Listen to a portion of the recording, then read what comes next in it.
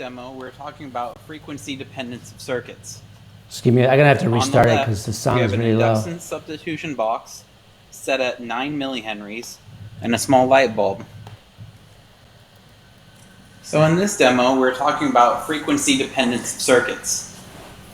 On the left, we have an inductance substitution box set at 9 millihenries and a small light bulb. In parallel on the right is a capacitance substitution box and a small light bulb.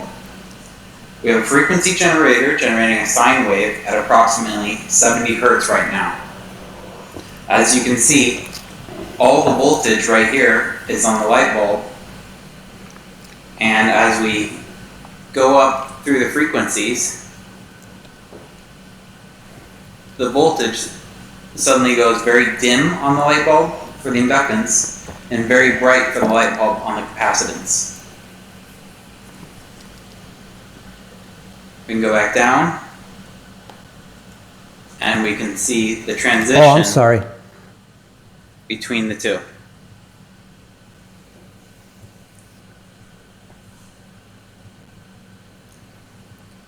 Did you want me to do that one more time? Because I had the window small. Sorry about that. Let me do it one more time. I apologize. अगर आप exact एकदम आप equivalent circuit. Sorry about that. That's the wrong one. Demo, we're talking about frequency dependence of circuits. On the left, we have an inductance substitution box set at 9 millihenries and a small light bulb. No, you keep the motor. In parallel on the right is a capacitance substitution box and a small light bulb. We have a frequency generator generating a sine wave at approximately 70 Hertz right now. As you can see, all the voltage right here is on the light bulb, and as we go up through the frequencies, the voltage suddenly goes very dim on the light bulb for the inductance and very bright for the light bulb on the capacitance. We can go back down and we can see the transition between the two.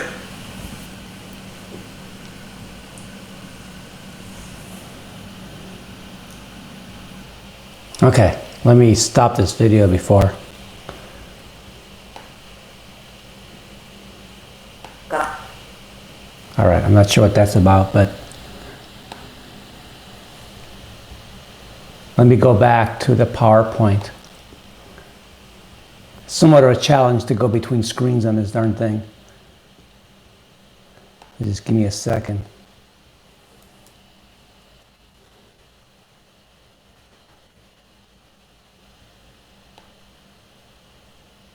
Okay, so let me go back and talk about the parallel RLC circuit. Okay. And let me get the chat box open.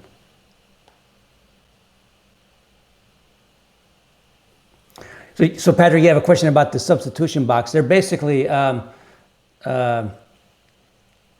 just an.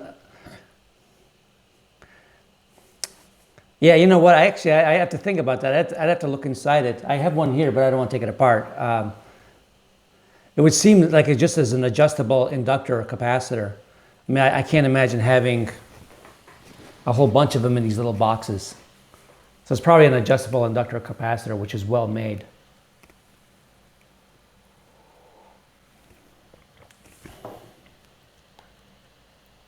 Okay, so I want to go back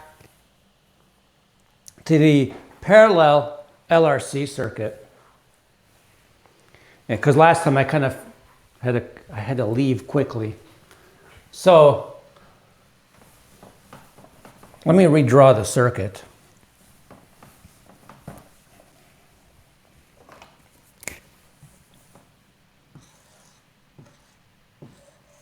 So we have a resistor,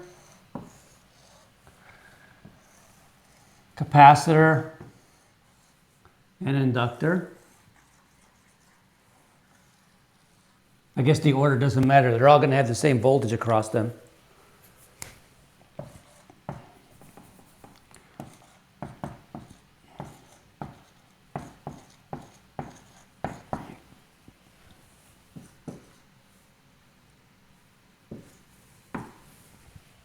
Okay.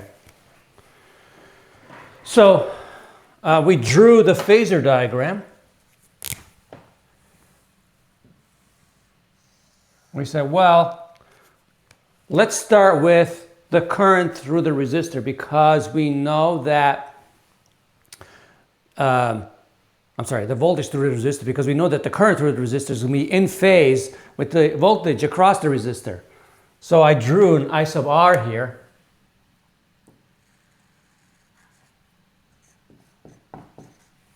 And then I drew V sub R.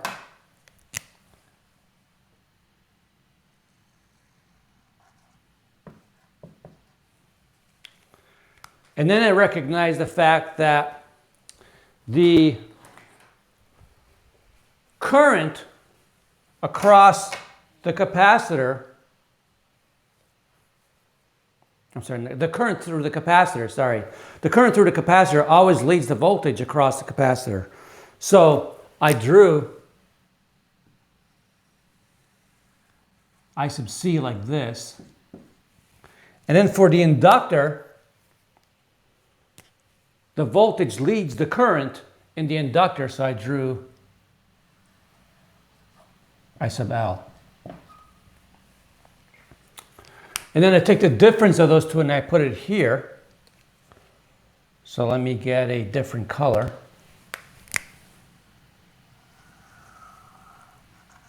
And so this is I sub C minus I sub L. And then the resultant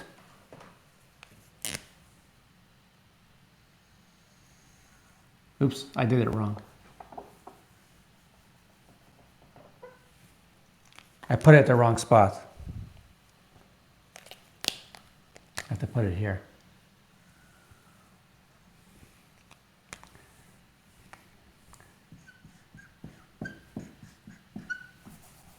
Because this was the current, I messed up.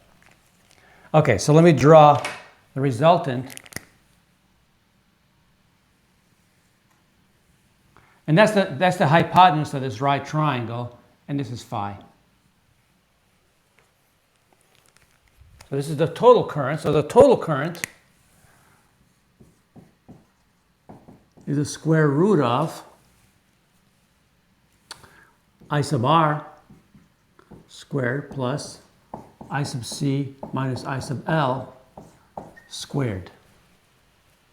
And of course, all of those can be written in the following way.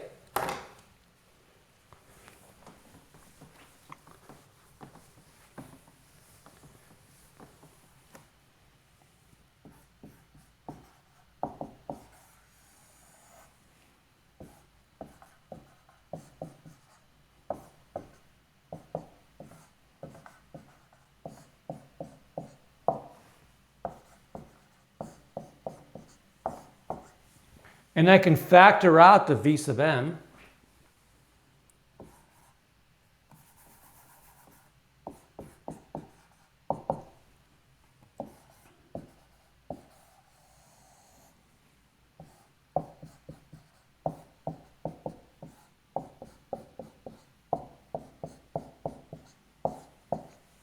To get that expression. So if I want to write it as V over Z, if I want to write this as I sub m equals V sub m over Z, then that implies that Z is 1 over well,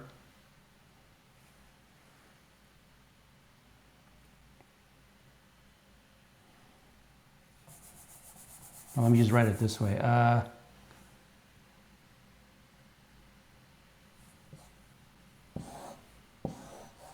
Too many 1 over, sorry.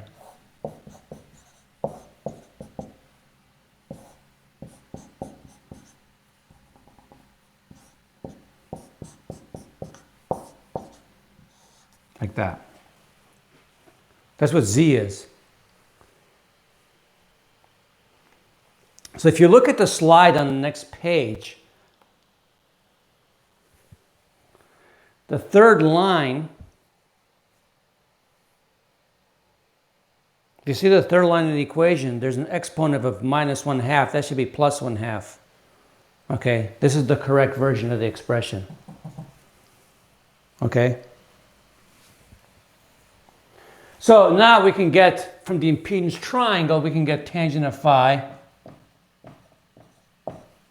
is I sub c minus I sub L over I sub R, which can be written in the following way. Because the V is in common with both of them,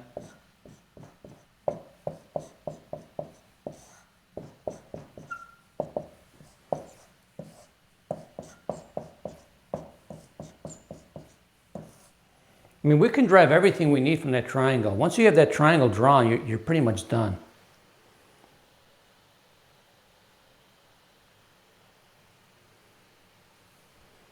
Yeah, Z is 1 over the stuff, basically, that I wrote down.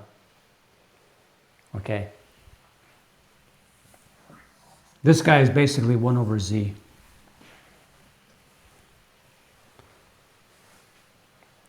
And I actually didn't derive it, but I wrote down even the equation for the quality for this circuit. So we can write down that once we have that triangle, we can write down everything we need to know. We need for this circuit. Okay. So you should know how to draw the phasor diagram for this. Okay, make sure you know how to draw this phasor diagram and then get everything from it. And there's a homework problem on this. Except in the homework problem, this resistor isn't there. Now think about it. Suppose you have that circuit.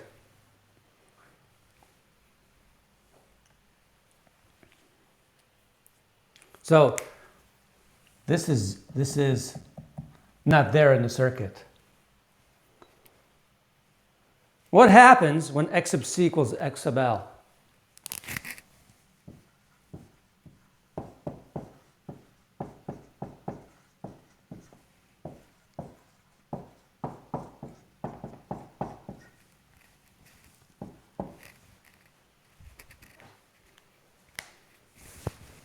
What happens?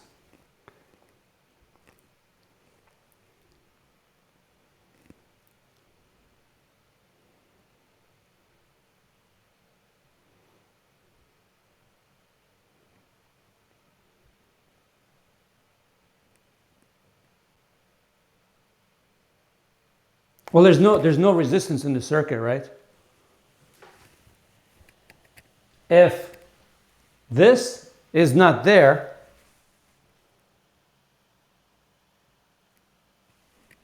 what's this going to be equal to?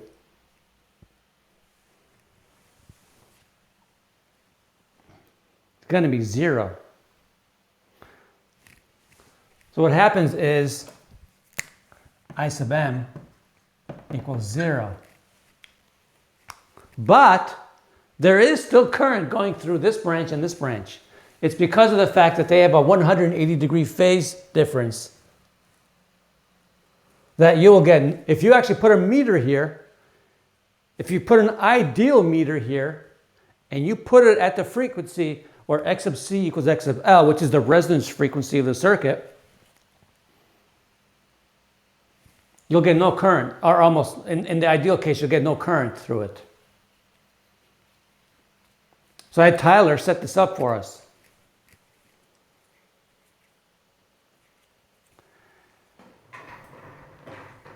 That's a good question. Ideally, once you get, because R is 0, there's not going to be any power loss, right? Ideally. But of course, the real circuit you will be taking. My video's lagging, I apologize. So it's my internet probably, it's bad. So what I'm going to do is I want to show you the video. I'm going to show you the demo that Tyler made for us.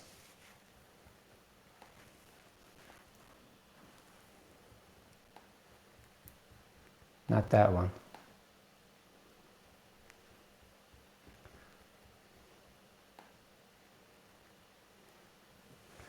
Just give me a second. Let me get it from his list.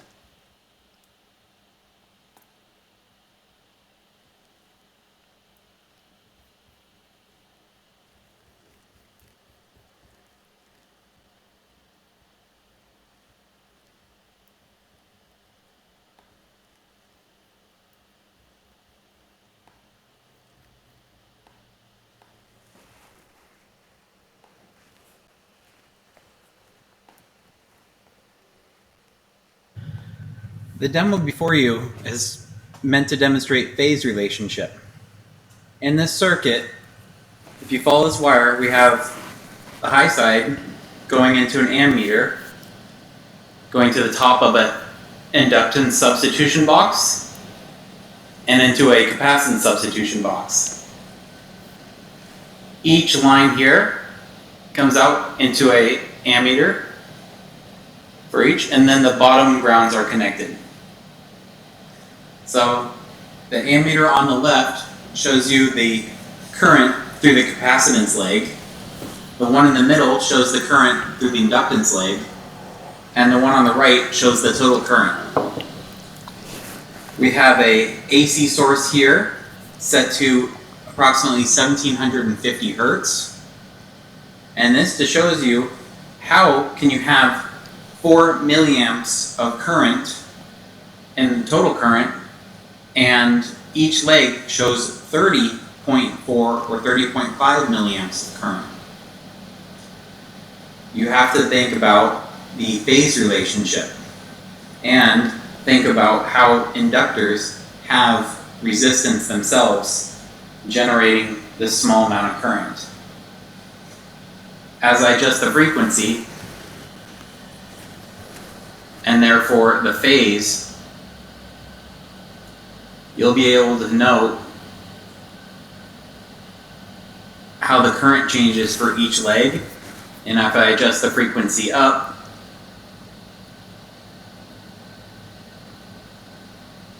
you can note the current change in each leg again.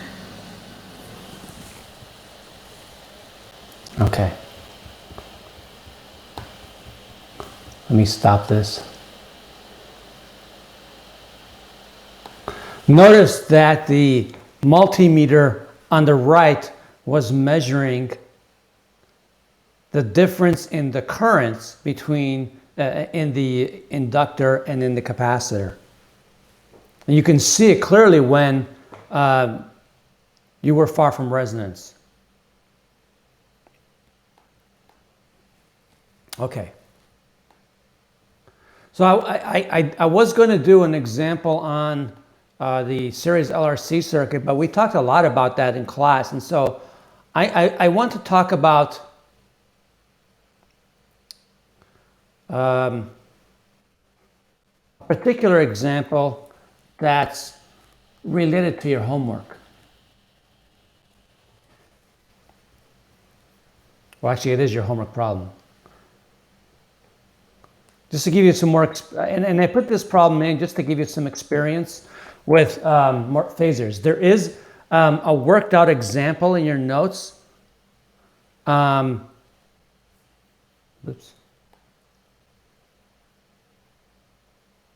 Hold on a second. For some reason it skipped, but there's a worked out example with a real inductor. And it's a slide before this one. I don't want to go. I don't want to get out of this to get to the real. It's in my PowerPoint is hidden. So, but you should be able to see it in your notes. So I have in the problem I have basically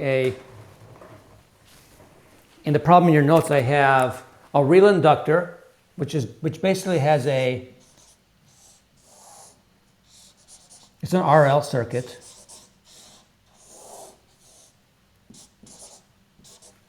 But this inductor actually has a resistance in it we call little r. And so it goes through and has you analyze this circuit. So I've drawn the phasor diagram for that, so you get to see another example. So you should go through and think about how I drew that phasor diagram. And then I've worked through the solution. Completely worked out the solution. So what I want you to do is read through that example, okay? And then I want to do one more example, and I want to talk about the transformer. So in your homework, I did put a more challenging problem, but I want to set it up for you as much as I can.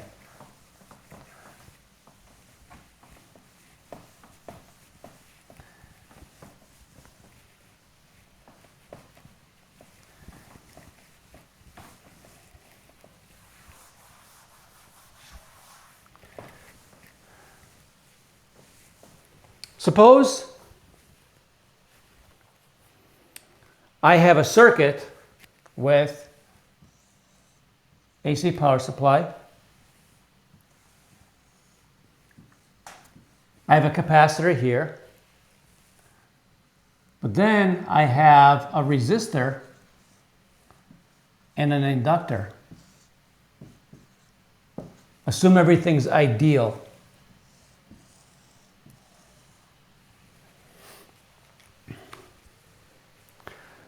Let's draw the phasor diagram.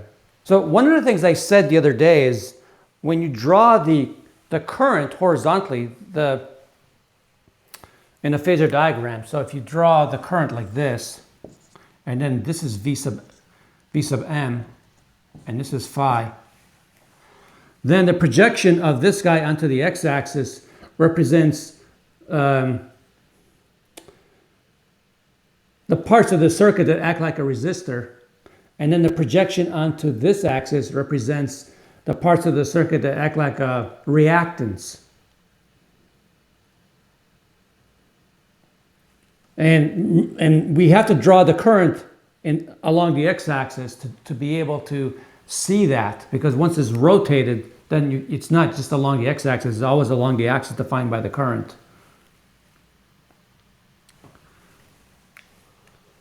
So we can actually break up the voltages, one due to the resistive part of the circuit and one due to the reactive part of the circuit. And I'm not being terribly exact with the terminology.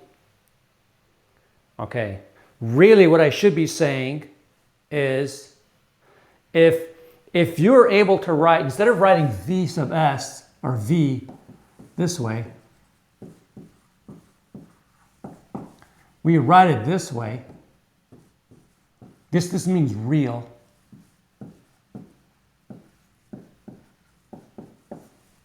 Remember e to the I omega t, if you remember Euler's formula.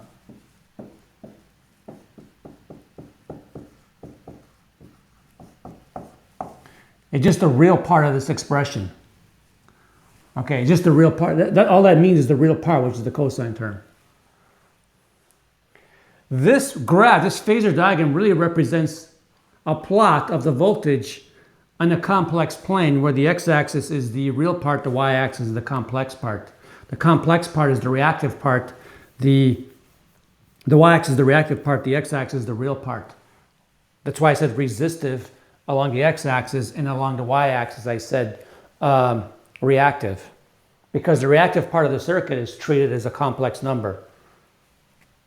Actually, it's treated as an imaginary number. Okay, so I'm just going to say reactive and resistive. Okay. So now that I've said that, I want to draw the phasor diagram for this. I know that the current through here is equal to the current due to these two, or through these two. And the current through here is the current through the power supply. So let me draw my phasor diagram.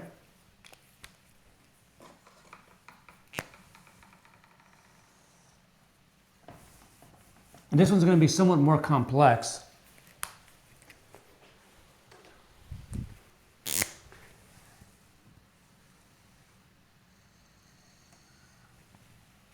Okay.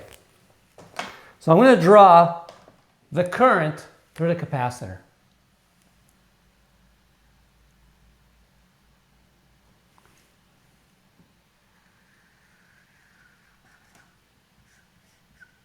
That's I sub c. But I sub c is the sum of these two.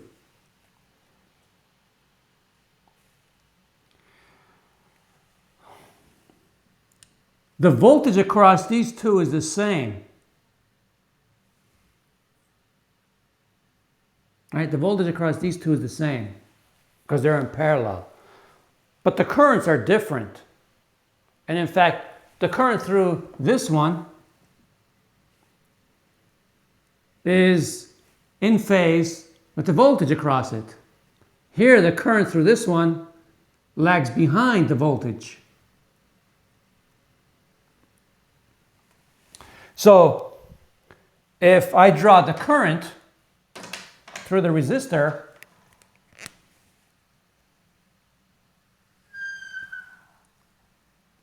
like that,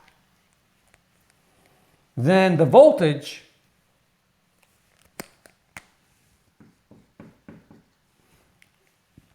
then could be written like this. The voltage phasor can be written like this.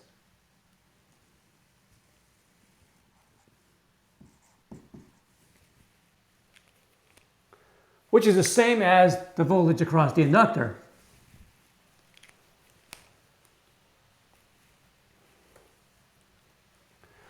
But the current lags 90 degrees behind this.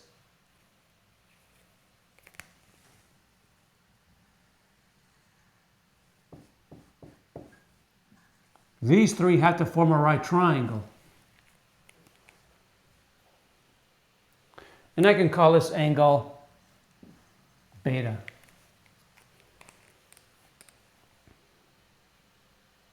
Now, the current in a capacitor, the current is always ahead of the voltage.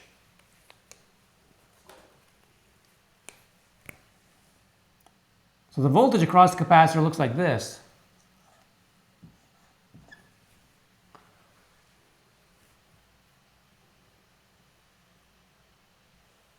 Of course, I can take this guy and put it over here. I can slide it over here.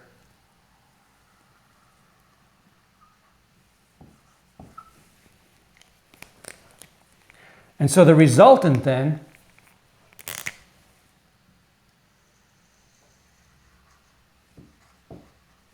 is that.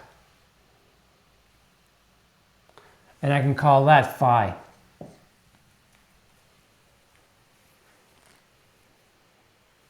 Okay.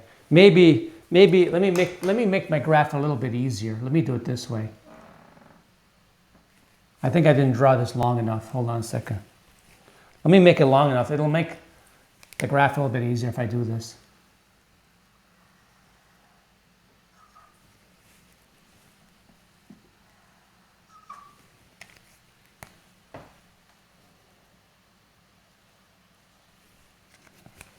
Let me draw it like this because it just makes life a little bit easier. And here's phi.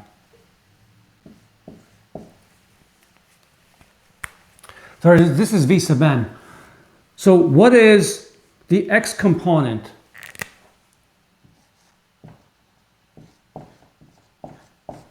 And what is the y component?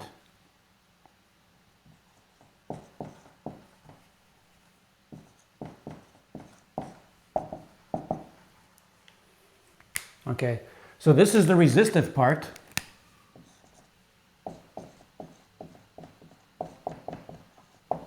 And this is the reactive part.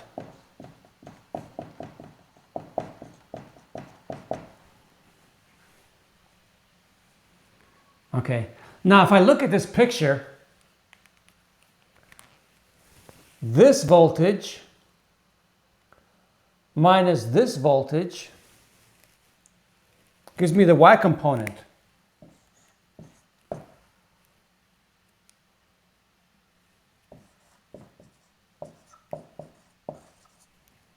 Isn't that true?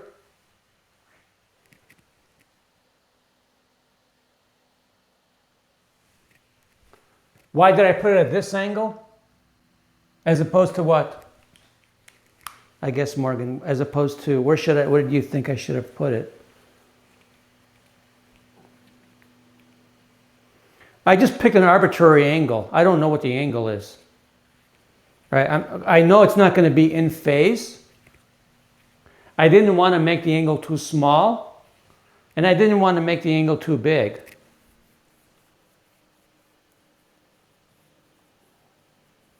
Yeah, but this circuit's a little bit different, right? I can't say that I could put I sub r at 90 to this one because the resistor is not by itself. right? It's not by itself parallel to the capacitor. There's an inductor, right? There's also an inductor here. And I know, you know that the sum of the current through the resistor and the current through the inductor have to add it up to this guy. If I draw it 90 degrees, how am I going to get that to work? All right, I mean, based on what you're saying is you're saying this. I know that this is the current, right? This is the current through the whole system. And if you say for me to do this,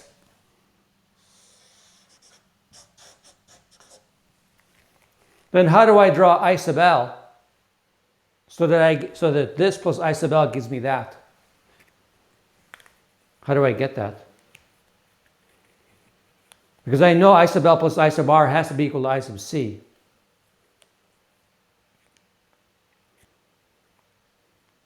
If I draw I sub L at a weird angle like this, then how do I justify that?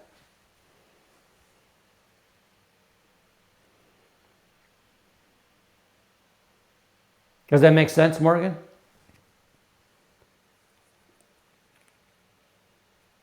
Right? I can't just say it's perpendicular to it,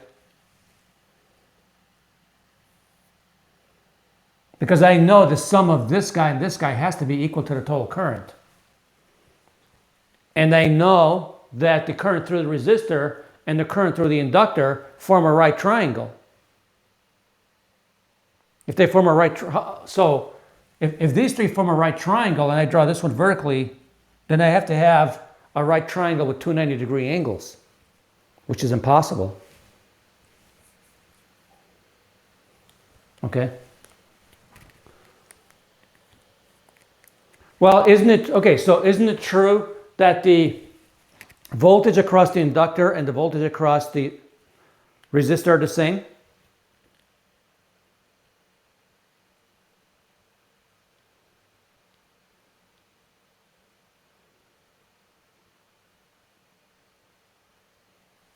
Okay, I'll say it one more time. Isn't it true that the voltage across the inductor and the voltage across the resistor are the same? We know this, right? That's true, right?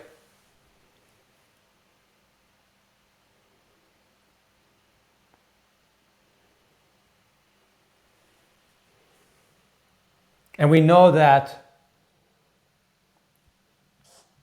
I sub R is in phase with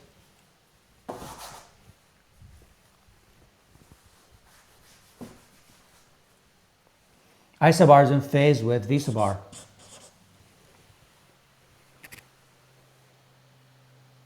Correct. They have to be equal. And you know that I sub R is in phase, right?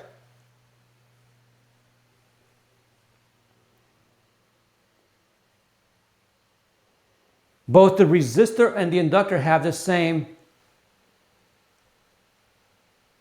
voltage across it. Oh. So I sub R is in phase with V sub R, but V sub L is perpendicular to I sub L. That's always true. Right? This is always true. Right? I'm just using the rules that we came up with in our first lecture on this material. I can't change that. They're always going to obey those rules. So V sub L is perpendicular to I sub L. I sub R is in phase with V sub R. That means that this one and this one has to be perpendicular to each other. They have to be.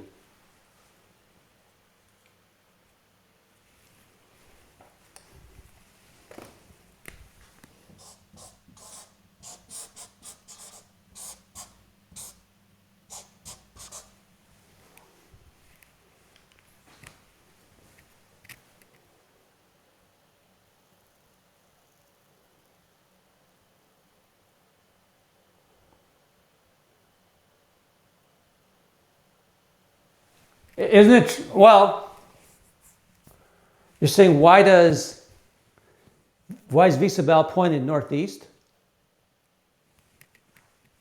Because I drew V sub r pointing northeast.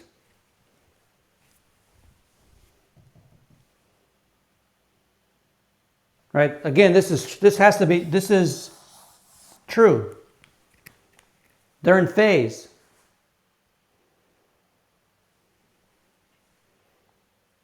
If V sub L equals V sub R, then they have to be drawn parallel to each other.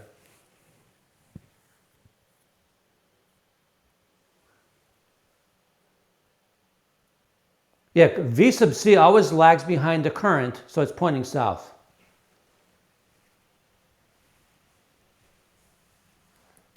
So whatever, I mean, I'm using it, whatever we've used before, that stuff doesn't change. So everything's built upon, everything that I've drawn is built upon what we talked about the other day. So I'm not adding anything new, I'm just applying that material to this problem because that's going to always be true.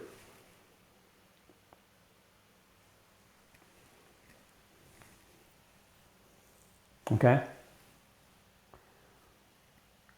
So from this diagram, I can write that this is this guy minus that guy. Okay? I'll say it again. This distance is this total distance minus that.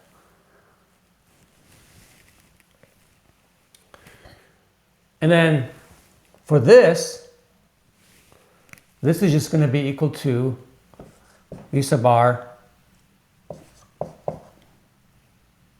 cosine beta.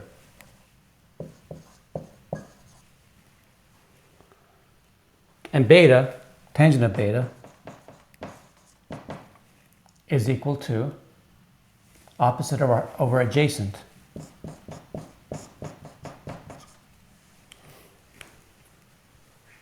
So are we okay with that?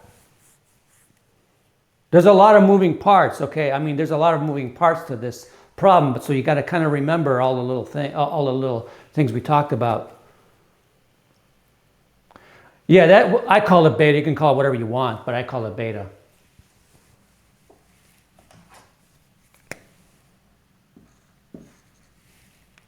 It's kind of small. My triangle, my board isn't big enough. Yeah, the positive angle I call beta.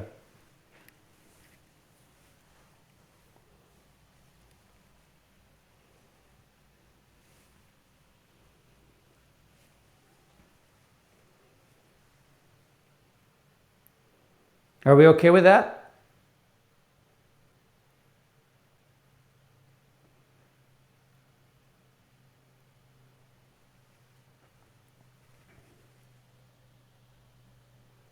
Y is what V sub r? For the resistive?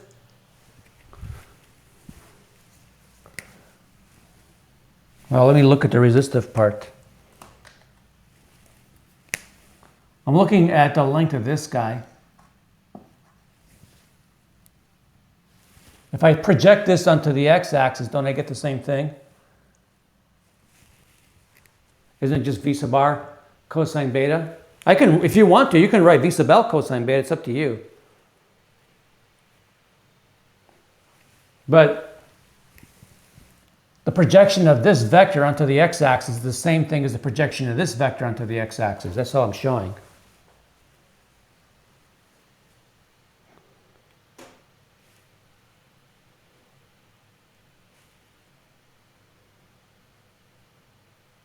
Because this vector ends right here.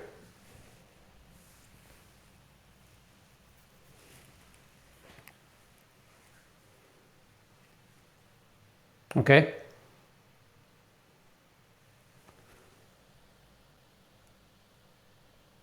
It's both, right? Because V sub r equals V sub L.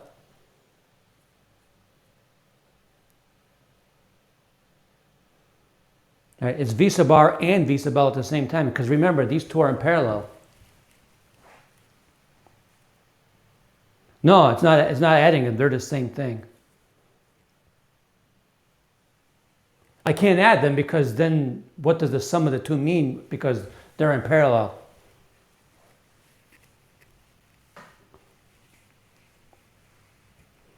Okay?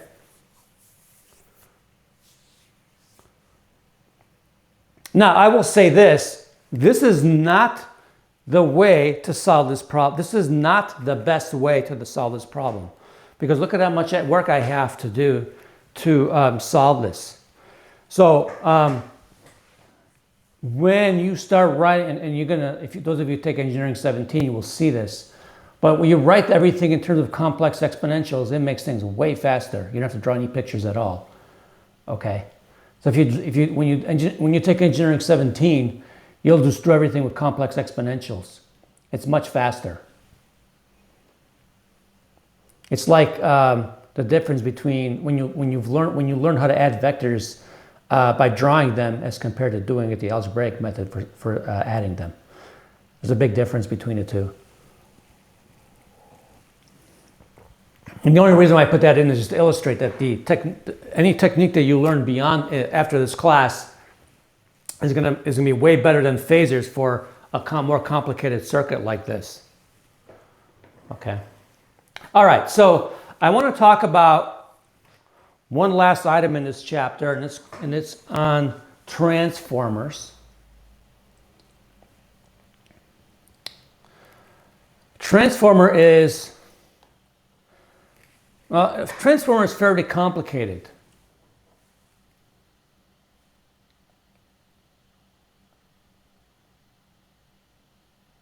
You want to see the better, I'll look for the better technique. I mean, you'll get it in an engineering class, but I'll look for one, okay? But you have to write everything in terms of complex exponentials.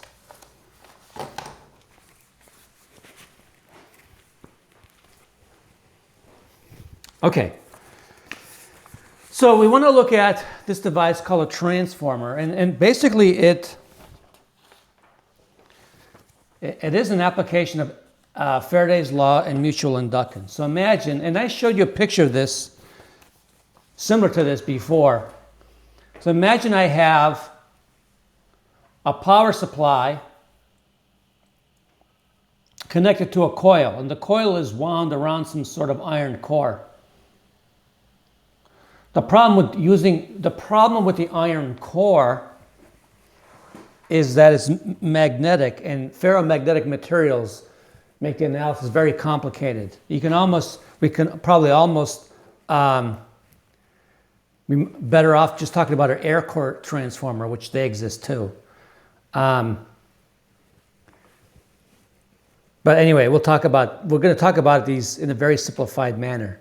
So we have this iron core with the left side there is connected to a power supply. The right-hand side has a coil around the other side of the iron core, and it's hooked up to a load, whatever the load is.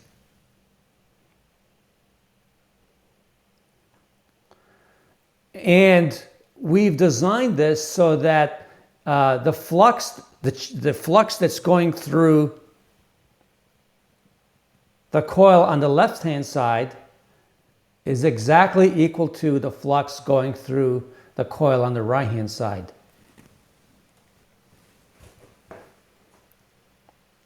Okay, I'll say that again. So the flux going through the left-hand side is equal to the flux going through the right-hand side. That's very idealized, but we're going to assume that's going to be the case.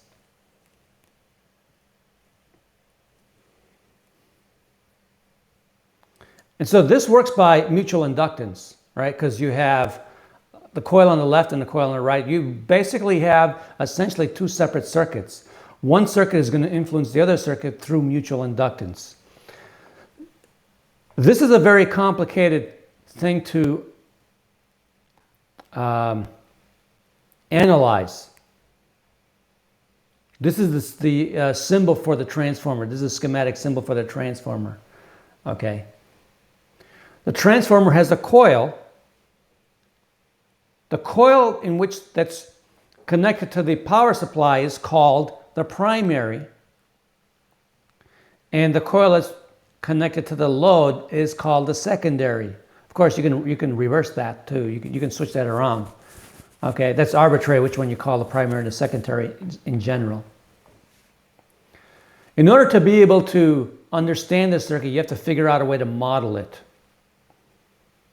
And I'm just going to show you what the models look like. I'm not going to analyze the models, okay?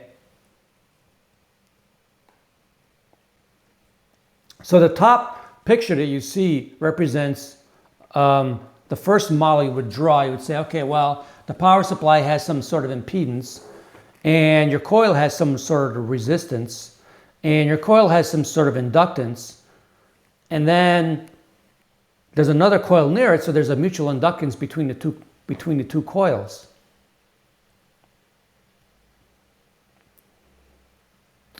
But that circuit's still hard to analyze. So we redraw it with the bottom circuit. The bottom circuit replaces the two coils in a transformer with some sort of mutual inductance. And you use the bottom circuit to analyze everything. Okay. The methods that are used to analyze this are a little bit beyond the scope of this class, meaning we just don't have time to do the analysis here. And this is where using the complex exponentials makes a big difference in analyzing the circuit. So we do have to make some simplifying assumptions. Okay. One of the problems we have is that if you have a ferromagnetic iron core, the relationship between the magnetic field and the current through the coils is very, very complex. And then there's also eddy current losses in the core. That's why we laminate the core. We talked about eddy currents a couple chapters ago.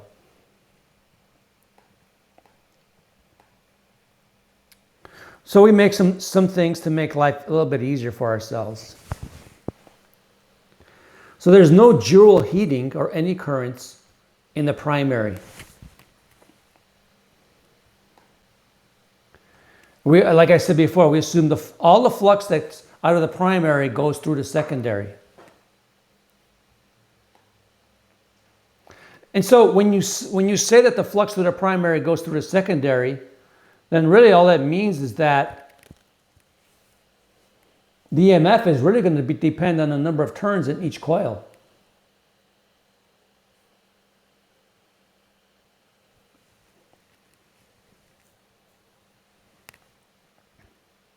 In the primary circuit, the source resistance is going to be assumed to be really small compared to the impedance of the coil. And that ensures that on average, P is zero. I should say approximately zero on the primary side. Again, the primary side is the side that's connected to the power supply. And you assume in the secondary side that the load is mainly resistive.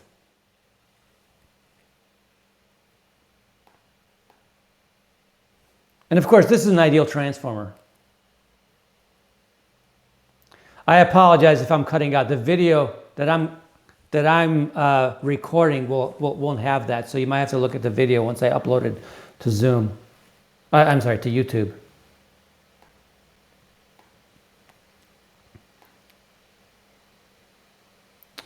Now, here's the interesting thing. When you have no load on the secondary side, and you run your power supply on the primary side, there's actually a small current going through the primary side. Once you hook up a load to the secondary side, now you have a current that's changing with time. You're going to have an induced EMF on the primary side because you have a changing flux in the secondary side. But the problem you have is that the primary coil is hooked up to a power supply. The power supply maintains a constant voltage. And so really what happens as a result is the current on the primary side increases.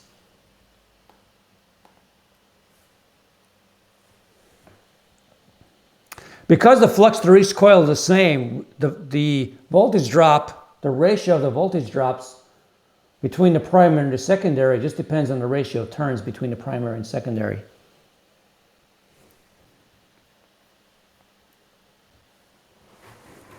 So basically, because the flux is the same on both sides, we can say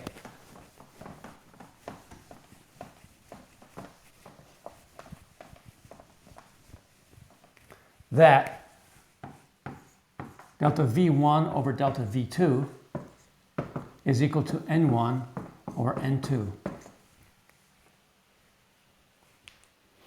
And if you want to write it more specifically, I could say it this way. The voltage primary over the voltage secondary is equal to the number of turns in the primary over the number of turns in the secondary.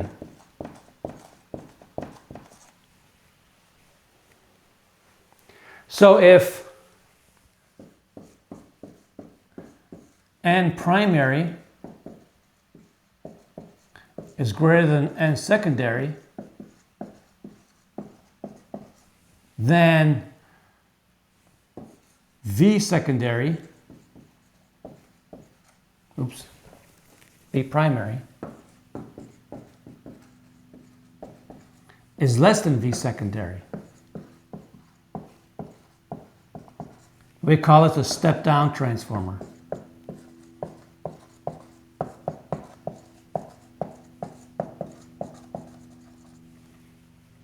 Okay? We just call that a step-down transformer. On the other hand, if... Oops, how did I do that?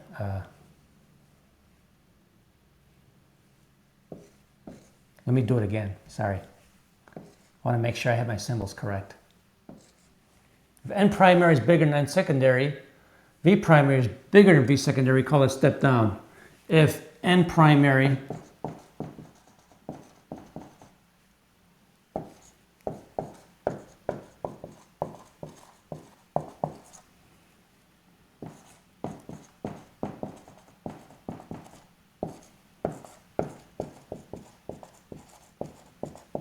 we call this a step-up transformer.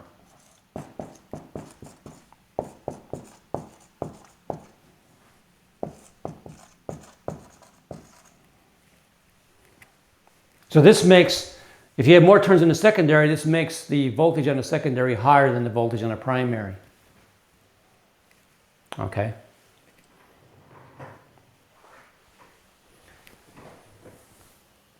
So we talk about transformers, we describe them in terms of either step up or step down.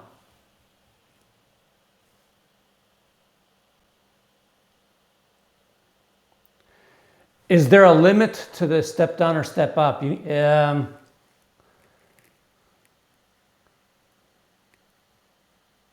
I guess, what do you mean by the limit? Can you go from 1 volt to 300,000 volts? You can go, I mean, I forget what if there's a,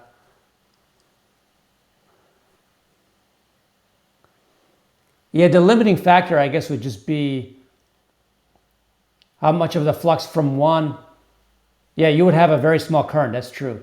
But I think the question is just based on the design. Yeah, you would have to. One of the limits is the size, right? If you go from 1 volt to 300, that's 3 million. To 3 million volts, you need to have a 3 million to 1 ratio, which probably would be hard to build. But if you get two transformers that are, one transformer is 1,000 to 1 and the other one's 3,000 to 1, that would do it for you. There's a limitation in terms of how 3 million to 1's a lot. There's design limits, basically. And yeah, like Patrick said, when you go 3 million to 1, the current is going to be really small because energy has to be conserved, which means then that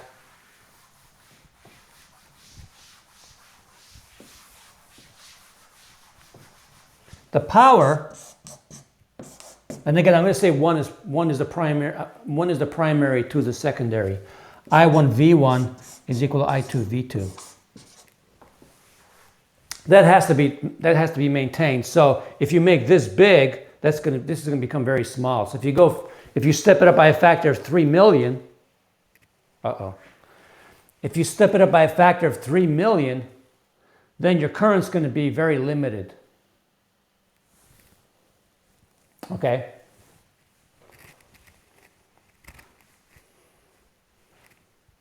Apparently we cut out. Sorry about that. This meeting is being recorded. Okay. Apparently we completely cut out. Sorry. My internet, I guess, is really bad today for some reason. So limitations are in building something that has a 3 million to 1 ratio. Your current would be very low. I mean, you're dividing the current by a factor of 3 million. And then you're probably, if you're going 3 million to 1, my guess is your efficiency would go way down. So that's a good question, but I don't know how high, what the actual limit is. Mainly because I talk about the idealized cases. An electrical engineer can tell you all the design limitations beside the fact that, 3 million turns to 1 is 3 million to 1 turns is kind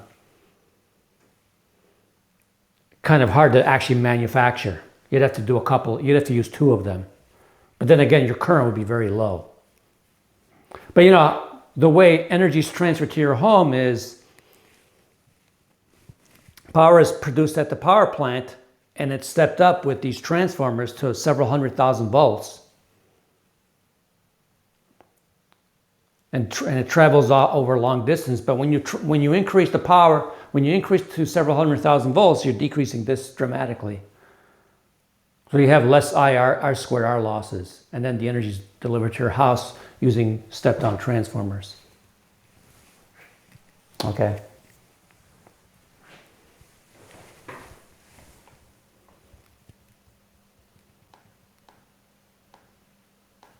All right.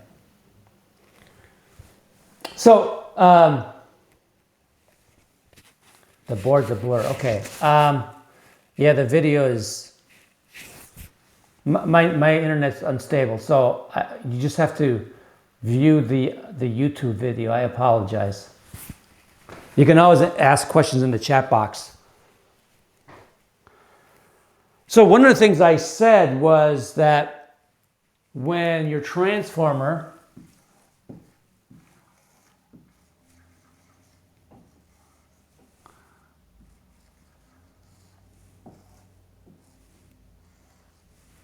is running like this, you have a small current, I sub m.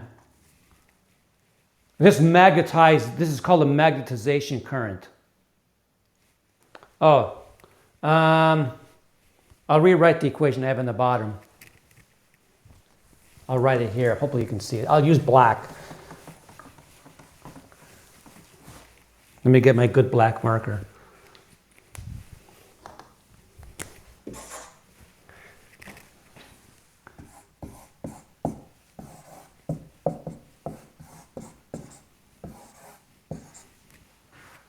Can you see that?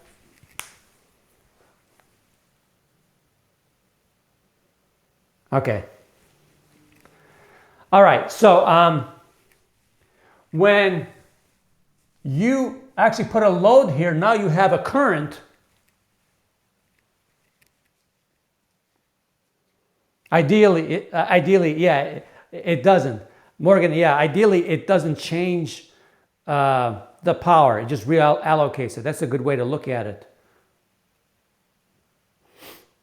That's ideal. There's losses though, right? There's losses in the, if I have an iron core here, there's always losses there. But ideally, yeah, all it does is, the way you said it is perfect. It reallocates between current and voltage. When I put a load here, then I have a current here. That means I'm going to have a changing flux here, which is going to affect this circuit. And that's when you have a more significant current. So I want to show you a video which demonstrates this. I had Tyler make this for us. So one more video. I know we're getting towards the end of class. I had hoped that we'd start at chapter 34, but I'll do it in lab.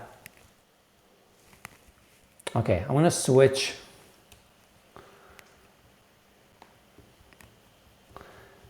Again, let me see.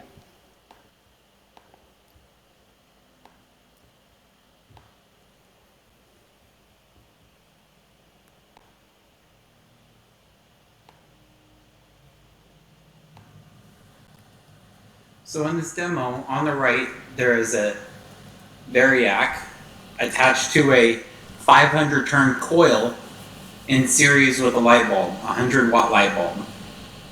On the other side is a 23,000 turn coil attached to a rheostat and a single pole switch.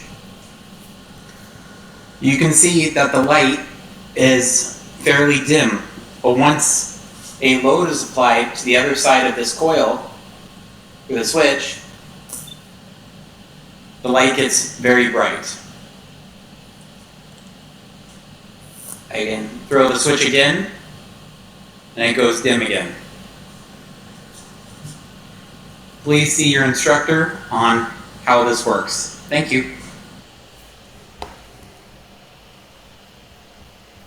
Okay, so you saw, well, once you got current going through the secondary, oops, let me change views again. So once you had current going through the secondary, then the light bulb went on in the primary. Okay.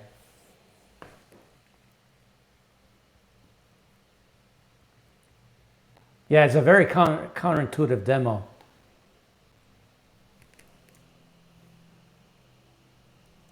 Okay, 1 second.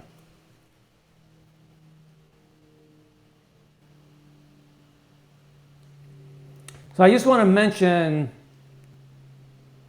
2 more things about the transformer. Talked about this already.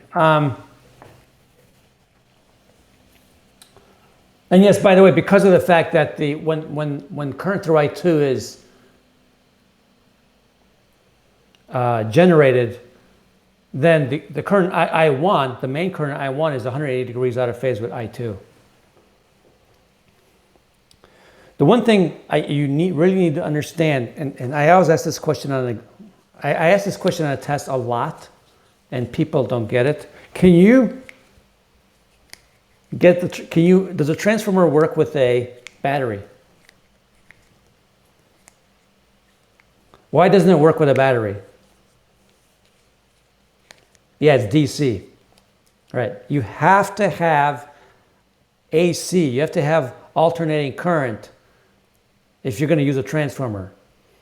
Otherwise, it ain't going to do anything unless you have a switch and you just keep flipping the switch on and off on your own, which is very inefficient. So let's take a look at I2 and I1.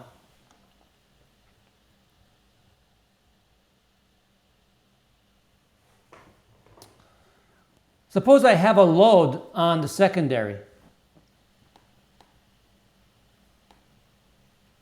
Okay, suppose I have a load in the secondary. So let me solve this for I1 first of all.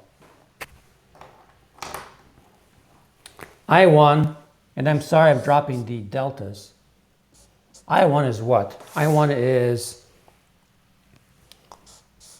I2 V2 over V1. If I have a load in the secondary, I2 is V2 over R load.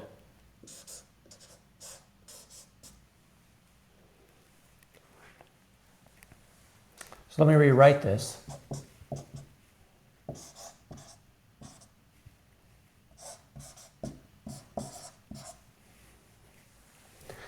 What I want to do is see what kind of equivalent resistance do I have on the primary side.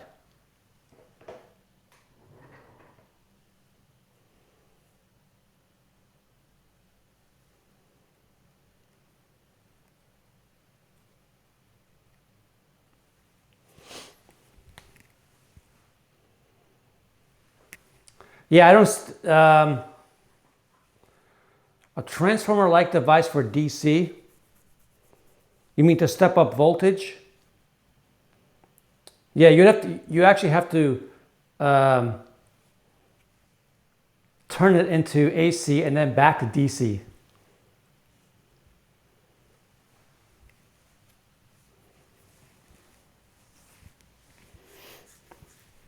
Okay, so what I want to do is find the equivalent resistance on the primary side when I have a load connected in the secondary. And so, just a second here. I'm going to write V1 as, I1 as V1 over R equivalent. And so that makes 1 over R equivalent as V2 squared. Whoops, I have a mistake here.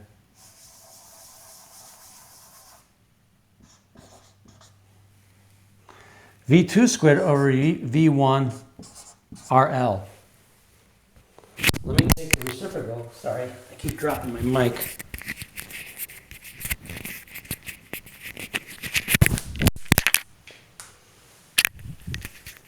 One second.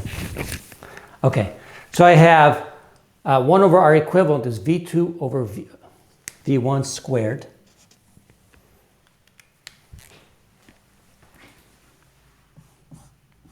I'll write it here.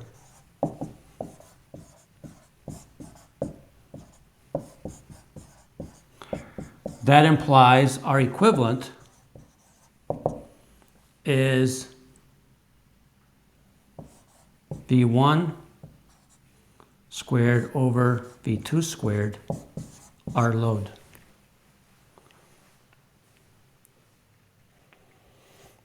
And so this is just the ratio of turns.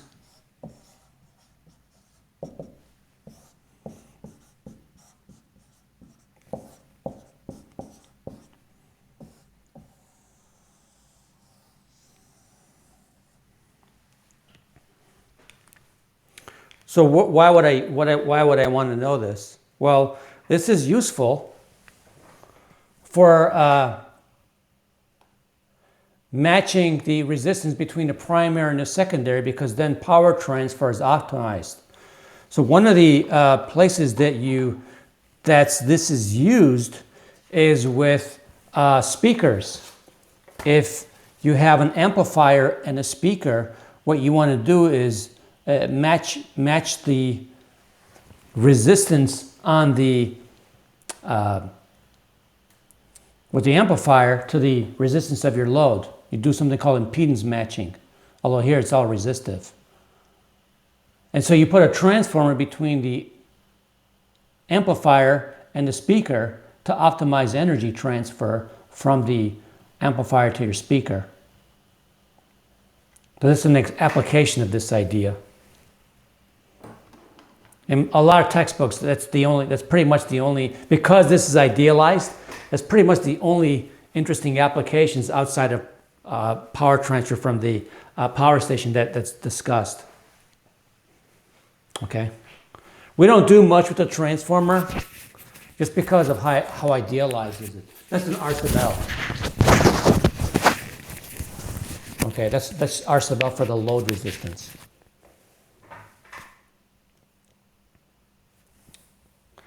And that's really all I can say. I mean, there's not much else I can say about the transformer. Usually in an introductory class, the discussion is very idealized, just because of a lot of it just time to actually analyze this darn thing, and it is fairly complex. Okay, so I'm going to stop here. In lab, I'm going to introduce the last lab of the semester. And I'm going to introduce chapter 34. I'm just going to for chapter 34, I'm just going to introduce probably a very important component of 34. 34 is not a long chapter, it's a quick chapter. A lot of the problems in chapter 34 are plug and chug problems. Yes, yeah, go ahead, Morgan. If you have questions about the transient lab, please ask them. Okay, that'd be great if you can ask questions on it. All right, so I'm going to stop here. Hopefully, I'm worried about my internet, but we'll see how it goes. All right, I'll see you guys in a little bit.